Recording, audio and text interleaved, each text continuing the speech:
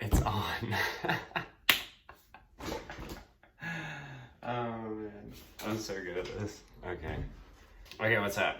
This is a video on how to start crypto in 2022 or the end of 2021, depending on when you watch this video.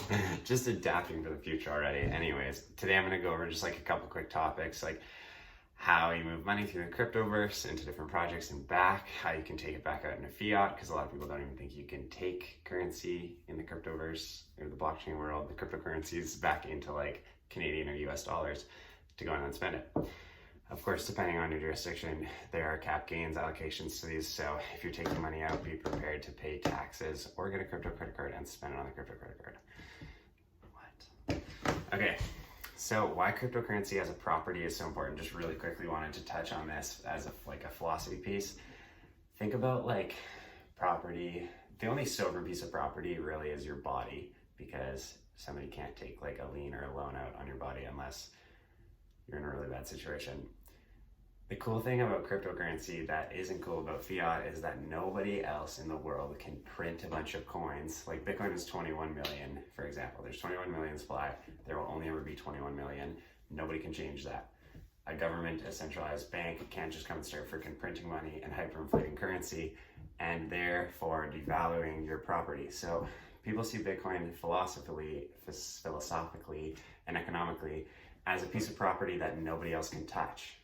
Blockchain is very, very, very secure. You're not getting in there unless somebody got phished and they're silly goose or they lose their hardware wallet and then it's gone, which is better for you because now there's less Bitcoins. So if anything, it's deflationary because human error is imminent. The property piece, it's incredible. That's what makes Bitcoin so cool. Okay, so I mean, aside from Bitcoin, lots of other currencies in the crypto world have different tokenomic functions for deflation or adding supply, and that statement isn't always true. Somebody can sometimes affect it, but a lot of these economical systems or tokenomic systems are a lot better than fiat systems, so you don't really have to worry about that. They're usually designed to make the price go up over time. Okay, so we're gonna go quickly over hard wallets, cold wallets, and hot wallets. Hard wallets are hardware wallets, things like Trezor. I am not paid by Trezor, it's just the one I use. Those are sweet wallets. That is your last point of access to a wallet. So you want to plug that into your computer, make sure you're on a program that is compatible with Trezor or Ledger or whatever you're going to use, and you can take your coins off the internet, on the line, put them in this hardware wallet. Don't lose the hardware wallet. Put your seed phrase on there, and you can protect these coins as a physical thing, which also has its own problems, but we'll just let you think about that on your own. It's 420 on the timer. Okay, cool. Anyways, cold wallets are things like Exodus, things that are, they're software wallets, I guess, more. So they're things that like could be on your desktop of your computer, but aren't directly linked to the internet. And the only way for somebody to hack them is to get access to your computer or just straight up have your password and seed phrase, which is silly banana bones. So don't put your passwords and seed phrases on the internet because you will definitely get hacked once your account hits like a decent amount of money. So Exodus is a really good example of like one you can use. So a lot of times, like if you're just holding coins for a couple of months, it might be a good idea to just like take them to Exodus, or if you're holding them for a couple of years and you don't have a hardware wallet because you just have small portions and you're not worried about it getting hacked, you can take them to Exodus and stake them there and they'll be pretty well protected. Finally, you have hot wallets, things like MetaMask and Phantom and other ones that you can plug in on the top of your Chrome. I will drop a photo here. You can plug them into your bar. Those hot wallets are your access to applications everywhere. Think of these like crypto projects and blockchain companies as apps on the internet that you need to log in with your account to interact with the function or utility of that app. That is also why people are starting to refer to hot wallets and addresses as profiles, because people can see what you're doing and it's totally public, which is kind of cool and kind of weird, but I love the idea of a trustless system because you don't even need to have trust that someone's being sketchy. You can just straight go, which is kind of cool. It's not even like having trust with a bank. It's like there's no need for trust. It's a trustless system. Anyways, super cool on that front. When you're making trades, I guess this gets a lot of newbies for sure. Just forget I said that. How spread and slippage works on trades. So you'll notice when you go to exchanges like Sushi Swap or Pancake Swap and stuff like that, there will be like a slippage number that says like 2 or 3%. Sometimes if there's low liquidity on a coin, which means that there's a small amount of people staking the coin to that exchange for you to be able to trade with, then you're gonna have to adjust the slippage more so that you can guarantee that you get a buy. A lot of people don't realize this is built into centralized exchanges, which is what I call exchanges like crypto.com that have KYC built into them. A lot of people don't realize they have them in there, so they'll make a couple of trades and then they'll go and look and be like, oh, I pushed that through at $230, but it actually traded at $213. You know who you are. And then they get super cheesed and think that they're being scammed. That is not true. It's a spread because people are supplying liquidity across a bunch of platforms, and that shit costs money. It's like the Band-Aid for new people to the game to be able to buy coins that are more fringe on a centralized exchange. It's got to go through a bunch of people to get there. They're like bringing it to you across the world, and that takes a little bit of money because networks and things. Okay, so layer 1, 2, and 3, I'm going to drop a bunch of images here that are going to help kind of illustrate what I'm talking about. But we have companies like Solana and Ethereum, and like Binance Smart Chain is another. Nah, I guess that's not even fair to say. So let's stick to like Ethereum and Solana and Avalanche. Luna's layer 1. These are networks that people can build on. They're like the building blocks, the coding language, the parameters of what can be built technologically, like an application can be built on top of these. Layer 2 has been very dominated by DeFi, people coming in and figuring out new ways to work these currency systems to provide yield to their users. A lot of these protocols are lending and borrowing and credit. Some of them are like startup companies and venture capital firms, which is basically what a DAO is. And yeah, so that's layer 2. You'll have like tons of projects. These images will do a really good job of illustrating this for you.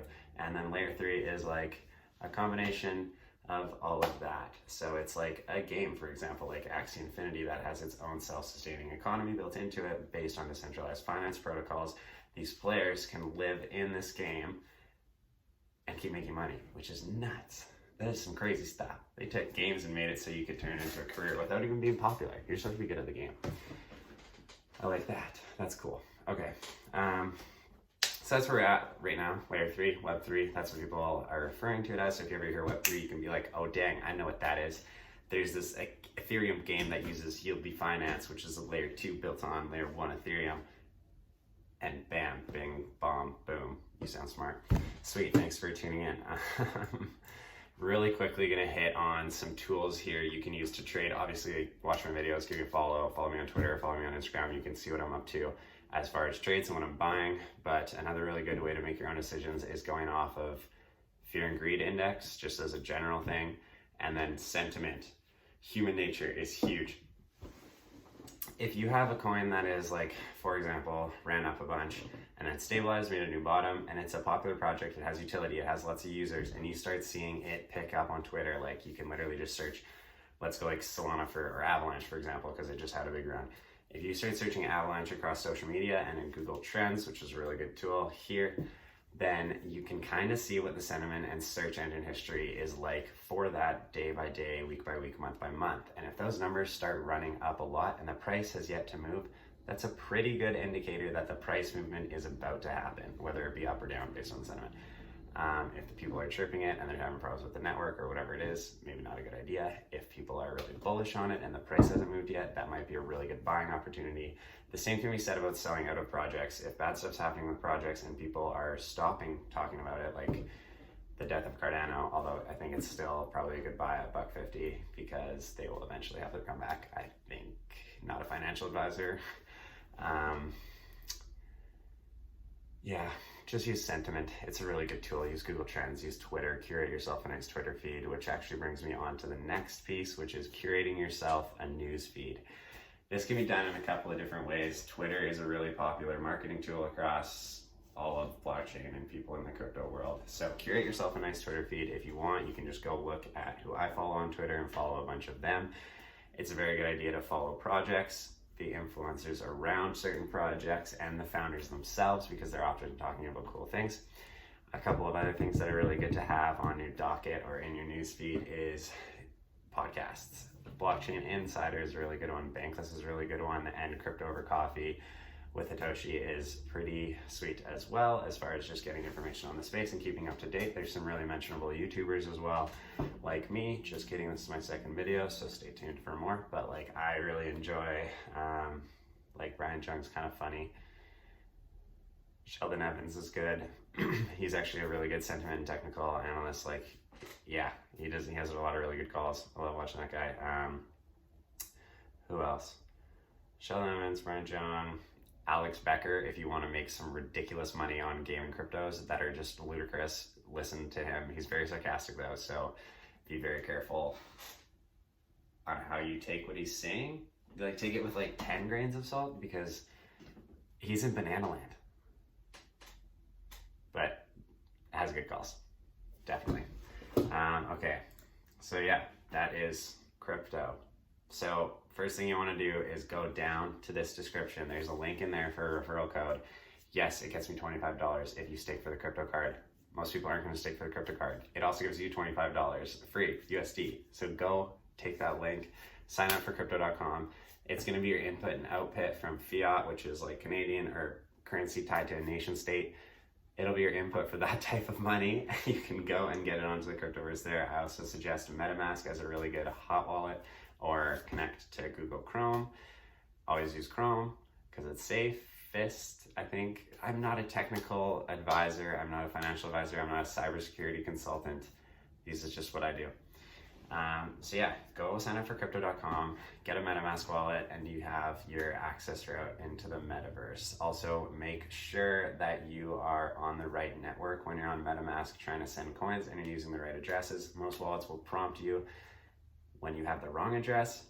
I don't think they all do, but if you send like a project coin on Ethereum to a project coin on AVAX, like Avalanche, it might just not do so well. As in like, poof. So be really careful when you're selecting your networks. They protect you on crypto.com.